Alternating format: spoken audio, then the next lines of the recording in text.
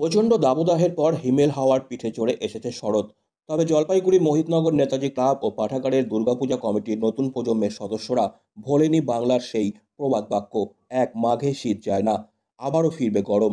তবে বিশ্ব উষ্ণায়নের প্রভাব কিভাবে আটকানো যায়, এবারের পুজো মণ্ডপ থেকে সেই বার্তাই ছড়িয়ে দিতে উদ্যোগী পুজো কমিটির সদস্যরা। জলপাইগুড়ি শহর লাগোয়া মোহিতনগর নেতাজি ক্লাব ও পাঠাগারের দুর্গাপুজোর এবারের থিম বিশ্ব উষ্ণায়ন। দক্ষ শিল্পীদের দ্বারা তৈরি হচ্ছে নিখুঁত এই পুজো মণ্ডপ। অরবিন্দ গ্রাম পঞ্চায়েত দপ্তরের পাশেই তাদের সুন্দর পুজো মণ্ডপ। প্রতি বছরের মতো এবারও দর্শনার্থীদের ঢল নামবে বলে আশাবাদী উদ্যোক্তারা। এবারের আয়োজন প্রসঙ্গে কমিটির সহ সম্পাদক সৈকত সরকার বলেন, বিশ্ব উষ্ণায়নের জেরে আজ মানুষের জীবন ওষ্ঠাগত। ক্রমশই বাড়ছে গরমের সঙ্গে নানান প্রাকৃতিক দুর্যোগ।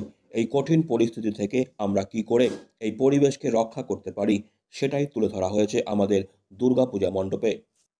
এই বছরে আমাদের পুজোর বার্তা বিশ্ব উষ্ণায়নের উপরে। যেইভাবে আজকের দিনে গরম পড়ছে, প্রকৃতি এইভাবে চেঞ্জ হয়ে যাচ্ছে, সেই বার্তা নিয়ে আমাদের পুজো মণ্ডপটি তৈরি হয়েছে। কোথা থেকে আসছে এই শিল্পীরা, দক্ষ শিল্পীরা কোথাকার? দক্ষ শিল্পীরা আমাদের জলপাইগুড়িতে। কীভাবে প্যান্ডেল তৈরি হচ্ছে, কীভাবে এই বার্তাটা দিচ্ছেন আপনারা? যেহেতু দেখুন এখন বিশ্ব উষ্ণায়নের ফলে যেইভাবে গরম পড়ছে, এত গরম, এবং এর ফলে প্রকৃতির যে ভারসাম্য সব চেঞ্জ হয়ে গেছে, ঋতুর অনেক কিছু বলতে গেলে পরিবর্তনের দিকে চলে গেছে। সেই পরিবর্তনকে আমরা সামনে রেখে সেই জন্যই আমরা নিয়ে এসেছি বিশ্ব উষ্ণায়ন। এত পরিমাণে কলকারখানা, এত পরিমাণে দূষণ, সেই দূষণমুক্ত পরিবেশ তৈরি করার জন্য, যাতে কিছু বার্তা পায় মানুষ এবং আমাদের পুজো মণ্ডপে আনন্দিত হয়, সেই বার্তাকে আমরা তুলে ধরেছি। কোন ক্লাব, কি বিষয়? আমাদের ক্লাবের নাম মোহিতনগর নেতাজি ক্লাব, কোথায়? পাঠাগার, এবং এটা আমাদের মোহিতনগর আপনার অঞ্চল অফিসের সামনে। কবে থেকে? আমাদের পঞ্চমীতে পুজো উদ্বোধন আছে। পঞ্চমী থেকেই আমাদের সন্ধ্যা থেকেই আমাদের মণ্ডপটি ওপেন হয়ে যাবে।